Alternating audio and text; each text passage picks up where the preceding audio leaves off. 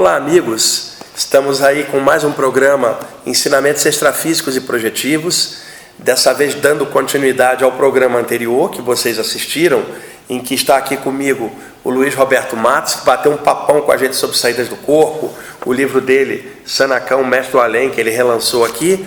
E aí, aproveitando a chance, estamos gravando mais um programa com o Luiz. E como no primeiro nós falamos de saídas do corpo, o Luiz vai contar um pouco do trabalho de cura, trabalho de desobsessão e assistência espiritual que ele faz no Espaço Santuário, que ele fundou com um grupo de amigos em Salvador, e ele vai contar um pouquinho das coisas que rolam lá, porque acabam ilustrando espiritualmente o lado extrafísico para outros grupos, os médiuns, e sempre acaba contribuindo quando alguém explica algumas coisas do entorno. Só que antes do Luiz começar a narrativa, aqui no Sanacão, no livro dele, tem um relato em que ele vai projetado fora do corpo, num bairro de Salvador, que tem muitos motéis perto, e ali ele vê umas coisas bem pesadas, umas entidades estranhas. E uma vez eu estava em Salvador, fui projetado fora do corpo, perto também de um motel grande de lá, e vi a mesma coisa que o Luiz viu, entidades drenando a energia sexual dos casais. É claro que nem sempre isso acontece, era apenas uma experiência que ele teve que eu também vi, mas é importante mencionar isso, né, Luiz?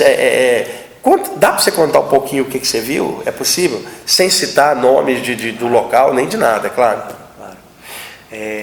Tive mais de uma experiência desse tipo, mas essa que eu lembro mais, que eu descrevo aí no Sanacão, o mestre me instruindo sobre uma série de coisas, sobre energia sexual, sobre manipulação da energia sexual da gente. Ele me levou até um motel, ali na orla de Salvador, e chegando lá, ele pediu autorização. Ele não invadiu, ele não ia entrar em combate, nem luta. Pediu autorização para espíritos que dominavam a área, que controlavam a área do motel, no lado espiritual, para poder adentrar, para ver algumas coisas dentro dos quartos, para ver como em alguns quartos, alguns casais, não eram todos, isso dependia do equilíbrio de cada casal, claro, da motivação de cada casal que estava ali, e mostrar como existe um certo controle espiritual de espíritos sem muita evolução nos motéis. Eles controlam aquilo ali para permitir uma troca, e tem todo um sistema de troca com ectoplasma, que é uma moeda no mundo espiritual, como alguns já me falaram, permitir que outros espíritos desencarnados, encarnados também fora do corpo, adentrem esses ambientes para ou assistir ou participar, se aproximando bastante, às vezes quase numa incorporação. E se a pessoa for médio, que tem uma facilidade maior, mais ainda uma facilidade de acoplamento no médium, né? Claro que isso depende do equilíbrio do médium. O médium está lá com a esposa, com a namorada, é amor, claro que isso não vai acontecer. Claro.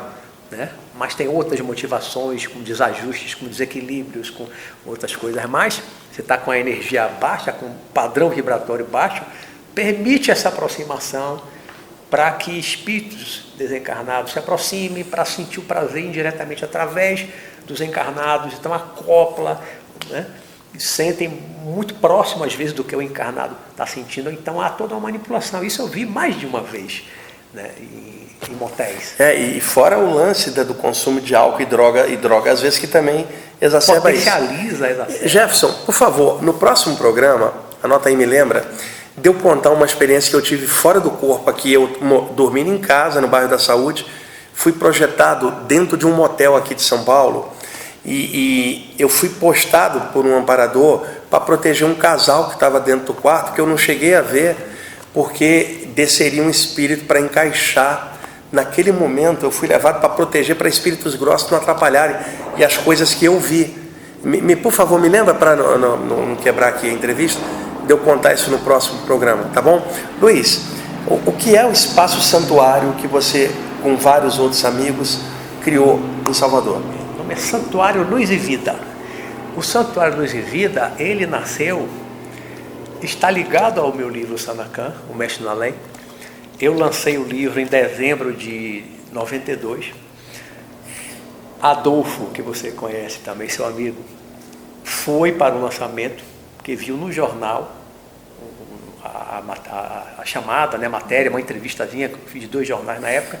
Ele foi para o lançamento, não me conhecia, foi para o lançamento, comprou o livro, leu, gostou, a mulher leu, Cláudia, depois ele mandou para você até. Foi. Né? Acho que logo em 93 ele mandou para você também, para você ler, e ali espalhou para a Liliane, que você também conhece, também trabalhar com você lá nos cursos de projeção, né, em Salvador, e outras pessoas. A partir disso, em 93 eu fui para o Egito, né? E lá também conheci pessoas que eu conversei sobre o livro, sobre projeção. Quando eu voltei, eu tive um sonho, em 94, tive um sonho entre aspas, né? Não foi uma saída consciente, mas eu lembrava claramente de estar num lugar onde tinha um auditório, havia várias pessoas, mas eu não conhecia ninguém ali. E nesse auditório, eu estava falando para aquelas pessoas e dizendo que ia criar um grupo de estudo de projeção astral, para aquelas pessoas que eu não conhecia. Aquilo era no plano espiritual, no plano astral. Sim. Né?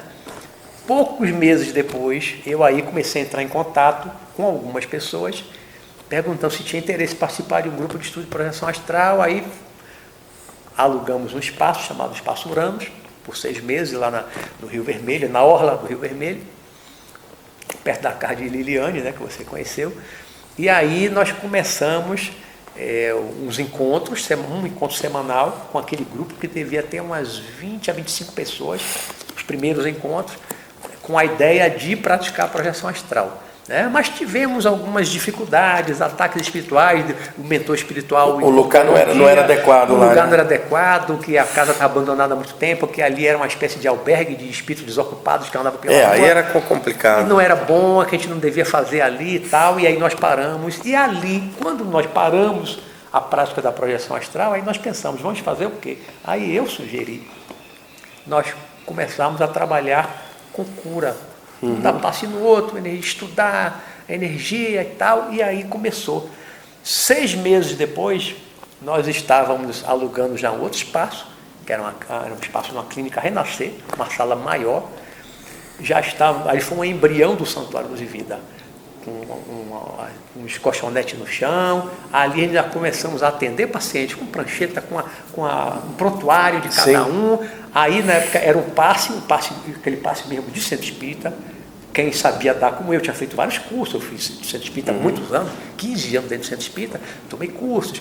O pessoal que fazia reiki, que era canal reiki, aí tinha vários, Adolfo, Liliane, muitos que tinham feito os cursos de reiki, canal reiki. Então o santuário começou fazendo passe canal e reiki. Passe reiki. Exatamente o passe espírita, exatamente o reiki, aquela sessão, acho que era 1h30 longa.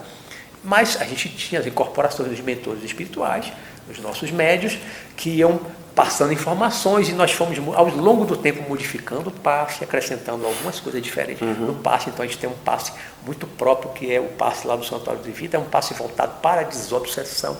Então ele tem uns toques diferentes do passe. Quer dizer, só para contextualizar melhor para o pessoal, o passe que, por exemplo, vocês desenvolveram lá, ele não é um passe só para energização, aquela coisa básica, não. Ele está sendo o quê? Um passe para desligamento de presenças pesadas em volta. Lá no santuário, a pessoa quando entra, passa por uma triagem, e aí se decide qual é o tratamento. Tá. Então você tem energização, canalização, passe, atendimento, como é que se diz, psicológico, acompanhamento psicológico, nós temos psicólogos.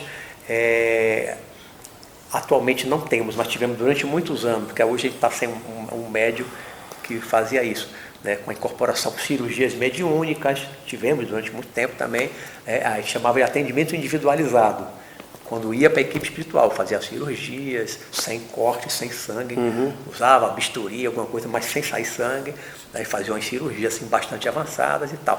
E o passe, só vai para o passe no santuário quem teve detectado a influência espiritual nociva. Tá. Aí vai para o passe, que tem um toque do desligamento e tal. Então, uma pessoa está com outro problema, que não é da influência espiritual nociva, negativa, como obsessão, não vai para o passe. Tem canalização, tem energização, tem outros tratamentos. Tá, um tratamento mais de energização, mais básico. Tem fitoterapia, tem uma série de tratamentos lá, são vários. Ah, que legal. E lá também tinha, não sei se tem ainda, Luiz, Acupuntura também, né? Também, acupuntura. Continua esse trabalho lá? Continua. Que legal isso aí, hein? Tem acupuntura, tem massoterapia, tem a fitoterapia, que trabalha muito com ervas. Tem espíritos que são especializados nisso, e lá no santuário, num quintal muito grande, se planta as ervas lá mesmo. Então colhe a erva, assim, faltando 1 hora para começar o trabalho. Não compra mais uma folha, foi colhida de manhã cedo para usar de noite, porque ele perde muito da vitalidade da planta e tal. Ô Luiz, no trabalho de desobsessão, né, esse de destravar essas ligações negativas com entidades que estão em cima das pessoas, o que você tem visto ao longo dos anos? Porque, por exemplo, eu trabalhei muitos anos com desobsessão, você trabalha também. De uns tempos para cá, por causa talvez de grupos de apometria, que também são grupos que fazem um trabalho excelente, eu cheguei a conhecer o José Lacerda, o médico lá gaúcho que trouxe o método para cá, que é autor do livro Espírito e Vida. Eu estava com o Valdo Vieira uma época, em 1988, em Porto Alegre, e o Lacerda deu um livro para o Valdo e um para mim, e autografou na época. E o que acontece? Por causa da apometria ter se popularizado, muita gente começou a generalizar a questão de chips, artefatos pequenininhos que os obsessores colocariam na aura da pessoa. Isso, é claro, existe. Aparelhos parasitas. Aparelhos parasitas. Eu sempre digo que no passado os obsessores não tinham tecnologia, então pegavam uma farpa de energia e crau, né? Então hoje tecnologia avança no mundo e no mundo espiritual, é claro que isso existe. Mas, Luiz, você não acha que existe um exagero? O pessoal, aquele está todo chipado. O pessoal nem parou para analisar. E o que eu acho, né, eu queria ver sua opinião também, é que 90% das obsessões ainda seguem o velho modus operandi da influência mental de uma inteligência extrafísica sobre a outra. Então, eu queria que você desse a sua opinião sobre isso para mim.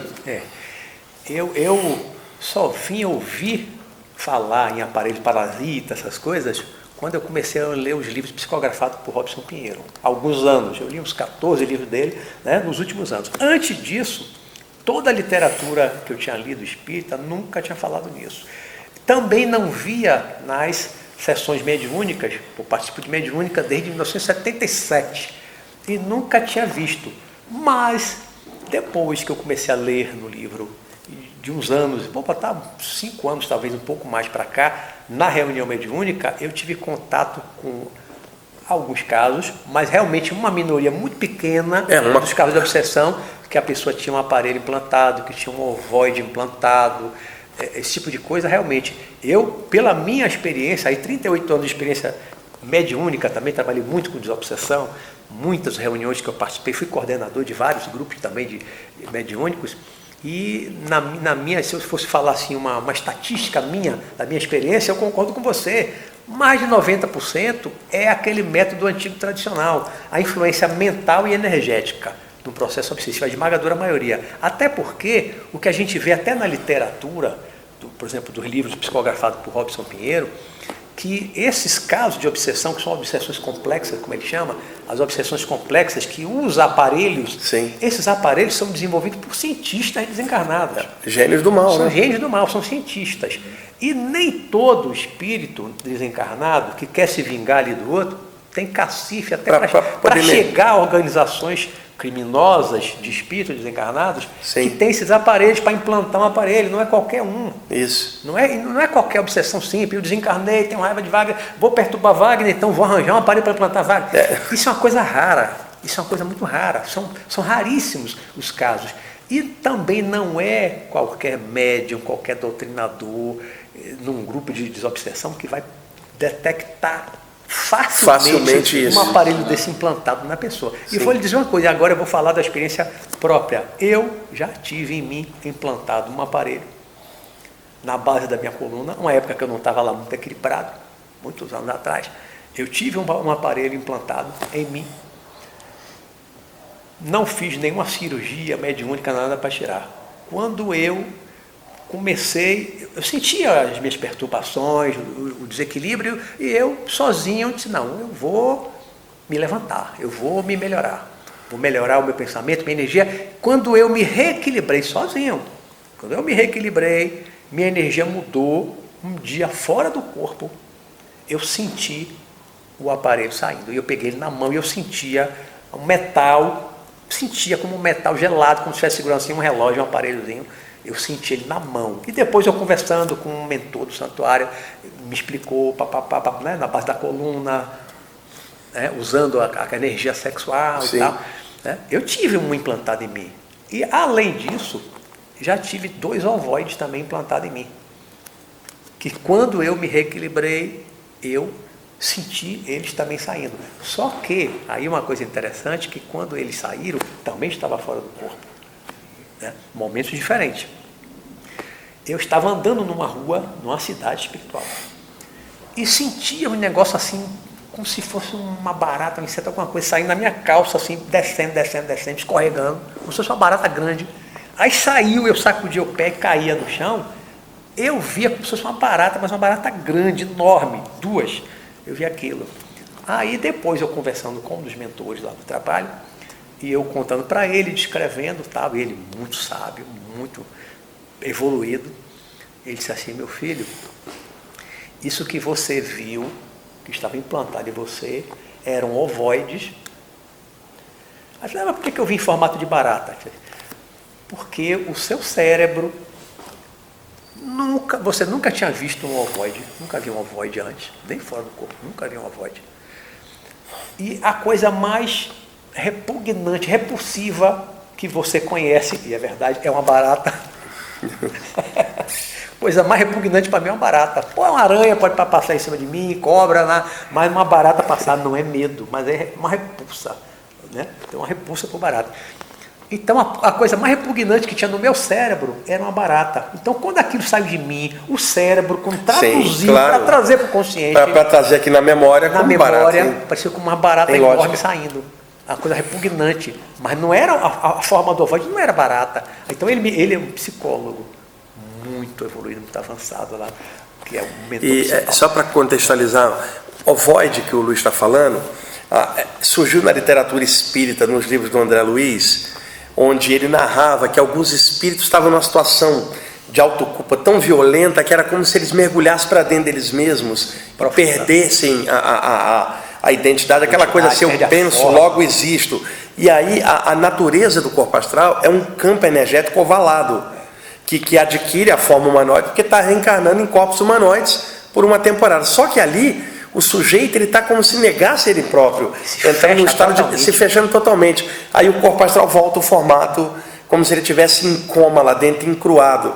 E aí alguns espíritos obsessores, terríveis, pegam uma entidade infelicitada dessa e coloca na aura de alguém, para que esse estado doentio da pessoa afete a outra pessoa. Ô, Luiz, e outra coisa, é muito comum as pessoas colocarem a culpa dos seus infortúnios no mundo espiritual, na influência negativa.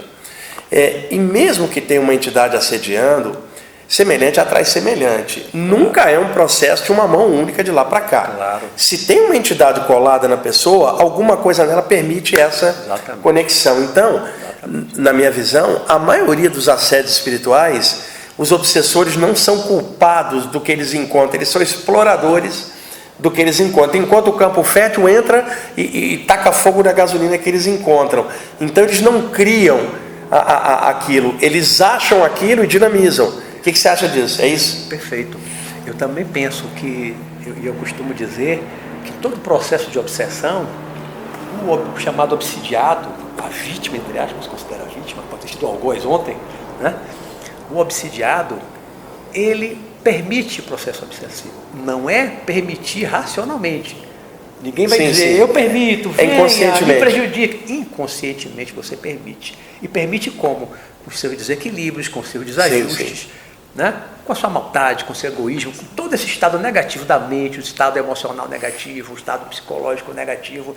Você dá margem, você permite, você fica suscetível, você fica fragilizado e você permite inconscientemente essa aproximação. E se há uma aproximação e consegue lhe afetar, é porque, colocando em umas palavras assim, né? Tem culpa no cartório.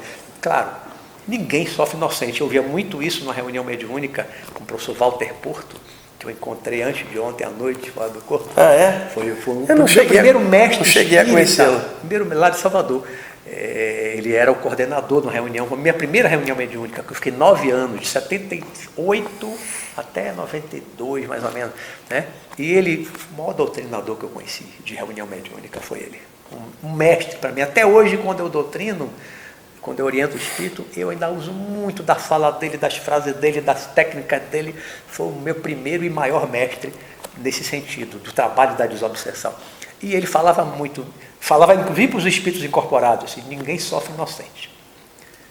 E eu nunca esqueci isso, ninguém sofre inocente. Se você hoje está sendo vítima, entre aspas, de um processo obsessivo, você tem culpa no cartório, como a gente diz, né? Você deve alguma coisa, você fez alguma coisa. Porque uma coisa que eu percebo, Wagner, ao longo desses 38 anos de experiência com reunião mediúnica, com obsessão, é que a esmagadora maioria das vezes, vou dizer assim, mais de 90% das vezes, na minha experiência, um processo de obsessão, ele é motivado pela vingança. Mais de 90% das vezes, a obsessão é motivada por vingança. E vingança por quê? Por que alguém quer se vingar? Por que alguém ia querer se vingar de mim? Porque eu fiz alguma coisa a ele antes. Né? Você não vai querer se vingar de alguém que não lhe fez nada. Não tem lógica. Né? Se a obsessão é motivada normalmente por vingança, é vingança por algo que você fez. Ah, mas eu não lembro de nada. Eu não fiz nada. O que foi que eu fiz para estar sofrendo isso? Eu não lembro de nada. Você não lembra por causa do esquecimento passado, que tem toda uma lógica, né, do esquecimento para a gente evoluir. Mas o fato de você ter esquecido não quer dizer que você não fez. Imagine que hoje eu fiz um monte de mal, prejudiquei um monte de gente, aí leva uma queda ali, escorrega, bata a cabeça, pum, aí fico com amnésia. Esqueci tudo que eu fiz. A polícia me prende, porque eu lá cometi uns crimes, vai às barras do tribunal, vai me julgar, e na hora que lá, né, o juiz quiser me condenar, eu não fiz nada, eu não lembro de nada. O fato de você não lembrar retira a sua culpa, exime você da culpa pelos crimes que cometeu, por você não lembrar, à luz da lei de causa e efeito. Não, né? A lei de causa e efeito está aí. A gente não lembra, não quer dizer que não fez. Então, normalmente, o processo de obsessão ele é motivado por vingança. Pessoal, o Luiz está frisando bem, processos de obsessão. Não está falando de assédio espiritual aleatório, um encostinho aqui ou lá, que isso aí é básico aqui na humanidade. Isso sempre tem. Está falando daqueles casos que são realmente... A obsessão vem, às vezes, de vidas atrás, e o perseguidor não larga, diferente de um assédio extrafísico, igual de um assaltante ali que te assalta e não tem motivação pessoal, diferente de um perseguidor porque você fez alguma coisa. Então, o mundo espiritual é a mesma coisa. O perseguidor, o obsessor, aquele clássico, há motivações anteriores. E os assédios espirituais aleatórios, eles fazem parte, como a gente pode ser assaltado ali na rua, pode sofrer um assalto extrafísico de uma entidade que nunca te viu, só quer roubar a tua energia. Mas o que ele está frisando são os casos de obsessão bem crônico. Luiz... Deixa eu te falar uma coisa rapidinho em relação a isso. Lá no santuário, nós aprendemos uma coisa com os mentores do santuário, lá se faz uma separação entre influência espiritual nociva e obsessão. Tá. A gente faz uma diferenciação. A obsessão, isso que eu falei aqui, motivada normalmente por vingança, para ter uma motivação anterior e tal. Na influência espiritual nociva, que leva a pessoa, inclusive, para o passe também, para o afastamento do espírito também, da mesma forma, não tem vingança, não tem ódio. Então é feito diferenciação. Vou dar só um exemplo de uma influência espiritual nociva. Você tem o hábito de ir para o barzinho todo final de semana, bebe, você vai encontrar companheiros desencarnados, que você vai ser um parceiro de copo, caneco vivo. Caneco, como o Ramatiz falava. Né, em Fisiologia da Alma, né, o caneco vivo. Vai encontrar um ou dois ou mais ali que vão beber junto, vão acoplar, vão ficar junto ali. Eu já conversei com centenas de espíritos nessa situação, centenas, por causa dessa influência espiritual nociva. Ele está influenciando? Tá, para a pessoa beber, para não largar o vício, papapá. E alguns, até quando eu tentava ali conversar, chamada doutrinação, ele dizia assim, mas eu não faço mal a ele, não. Eu protejo ele, eu não deixo ninguém se aproximar, não deixo ninguém fazer mal a ele, eu cuido dele, eu protejo ele. Ele é o meu parceiro. Ele vê como parceiro, meu amigo, meu parceiro, meu companheiro de copo. E o encarnado, mesmo não percebendo, mas inconscientemente, tem essa mesma sensação. Eu já ouvi gente encarnada que bebe muito, dizer, eu tenho lá meu amigo, seu Francisco, meu companheiro, aí bebe Seu Francisco, ele não vê. É como se ele, naquele alcoolismo, quando ele bebe muito, ele sente de alguma forma que tem ali um parceiro, companheiro, mas não é um inimigo não é um perseguidor não é ninguém que quer se vingar, nem quer o mal dele, é um parceiro de copo. E aí vai para droga, vai para sexo, vai para o crime. Então aí, lá no santuário, não é tratado como uma obsessão. Sim. É uma influência espiritual nociva. E é mais fácil você afastar essas pessoas, o motivo é mais simples. Que está cheio de ódio querendo se vingar. Então esse tratamento é mais rápido e bem mais fácil. Um parente que desencarnou, já cansei de ver, está encostado ali. Está lá, morreu, está doente, com uma doença grave, um câncer, uma tuberculose, não sai de dentro de casa, não quer sair dali, não sabe nem para onde ir, não tem noção de mundo espiritual, nunca acreditou em vida após a morte, nada disso, fica dentro de casa, não quer sair dali. Vai influenciar as pessoas mais sensíveis, o próprio filho, a mulher que de repente começa a adoecer. Agora, aquela pessoa que está ali desencarnada, está querendo fazer o mal ao filho, à mulher que ele ama? Não. Mas ele está doente, a simples presença dele ali junto começa a passar energias pesadas. Energia pesada, negativa, doentia, aí o parente começa a adoecer. Esses são muito mais fáceis da gente conversar e convencer, ele tira ele, vai para uma cidade, vai para um hospital se tratar, no cidade espiritual, e segue o caminho desse. Mas a vingança é bem mais complicada. Que legal esse trabalho que vocês estão fazendo lá. O nosso tempo já está chegando ao fim, aí 2 blocos, aí a gente gravou o programa, o anterior e esse aqui, tudo junto, né? Isso dividido em 2 programas. E eu quero agradecer sua presença aqui, Luiz, você ter permitido aí esse compartilhamento de informação com nossos amigos internautas aí. Enriqueceu bastante a tua presença aqui. Todo meu. Aí, próxima vez que você vier em Salvador aqui, a gente sempre eu me sinto honrado. Você sabe que eu gosto muito de você, gosto muito do seu trabalho, admiro o seu trabalho. Né? Quando você vai a Salvador, sempre que eu tenho conhecimento, eu tenho a oportunidade, vou assistir uma palestra. Né? Tenho vários dos seus livros também. Aliás, agora, 15 dias atrás, eu estava num evento de ufologia em Salvador, e aí depois fui jantar com ele, e quem estava junto? O Robson Pinheiro. Estava lá jantando com ele. Um abração aí, Robson, se você estiver assistindo o programa. O Robson deve estar esses dias aqui em São Paulo também, ficou de ligar para mim para a gente jantar e conversar um pouco. É bom a gente ter essas amizades com pessoas que fazem trabalhos legais, cada um do seu jeito. Gente trabalhando para o bem, né? E legal que nós somos amigos, a gente vai somando um com o outro. Sem preconceito, sem estar criticando o aquela babaquice, ficar competindo com o outro, meu trabalho é melhor. Isso é uma besteira enorme. Eu, graças a Deus, tenho amizade com a maioria das pessoas que trabalham com coisa boa aqui no país nessa área. E é muito legal ter trazido o Luiz aqui. Com uma hora eu vou trazer o Robson. O Robson já esteve na rádio comigo. E também estou levando o Luiz para a rádio fazer um programa comigo. Provavelmente, talvez quando esse programa entrar no ar, talvez você até já tenha ouvido, mas eu vou levar um pouquinho para compartilhar com os ouvintes da rádio um pouquinho da experiência do Luiz também. Tá bom? Então, obrigadão, Luiz.